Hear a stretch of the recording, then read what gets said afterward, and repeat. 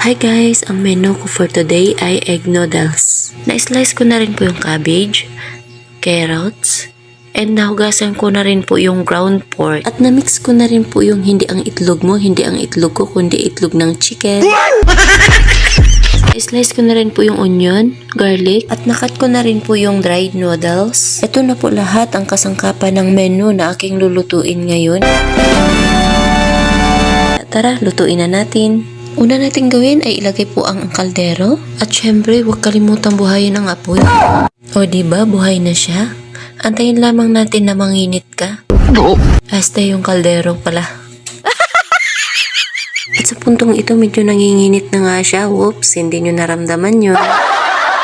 At kung napansin nyo, nagbuhos na po ako ng pagmamahal doon ay mantika pala. Antayin lamang na kumulo yung mantika. Ay sa wakas after 5 years kumulo din. Inilagay ko na po yung bawang. Hinalo-halo ng kaunti. Oops, teka lang, iba yata trip ng kaldero ko. Mukhang inaantok siya, hindi ako na-inform.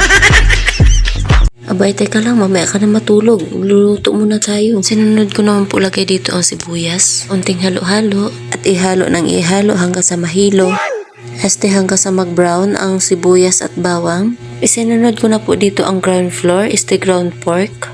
Halo-haluin ng kaunti para mag-mix ang bawang at ang sibuyas. Hayaan lamang ng kaunting minuto para kumulo. At sa puntong ito kumukulo na siya. Naglagay po ako ng kaunting tubig dito para pandagdag pampakulo para medyo lumambot yung karne. Hinalo-halo ng kaunti para mag-mix. Tinakpan ko na po para mapabilis mapalambot ang karne. At muling binuksan, o diba ang bilis na wala na agad ang tubig niya. Hinalo-halo ng kaunti uli. At maya-maya lang po ito guys, ay lalagyan ko na po ito ng tubig. Kasi ang luto ko pong ito guys ay meron po itong sabaw no. At hindi pa nakontento, dinagdagan pa.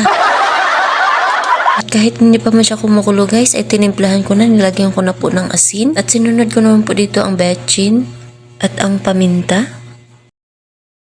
At tinakpan ko pong muli para kumulo. At matyagang mag-antay hanggang sa kumulo siya. At muling buksan. So, ayan na nga, kumukulo na siya. At dahil kumukulo na siya, ilalagay ko na ngayon ang noodles. Lagay lang ng lagay hanggang sa maubos. O, diba? Ubos. May pagtaktak pa. Simot. Kaunting halo-halo lang hanggang sa maghihiwalay kayo. Yung pasta. Oh, no. Isunod ko naman po dito ay ang carrots at ang cabbage. At pagkatapos ng ilagay, kaunting halo-halo lang. Ayan. Sundot-sundot lang ng kaunti hanggang sa mag-mix silang lahat. At muling takpan para makuluan ang gulay. Isang kulo lang ang gagawin ko dito para hindi masyadong ma-overcook yung gulay. Para pag ninuya mo siya, crunchy pa yung gulay. Yum. At muling buksan, check, kumukulo na siya. Wow, yummy yarn.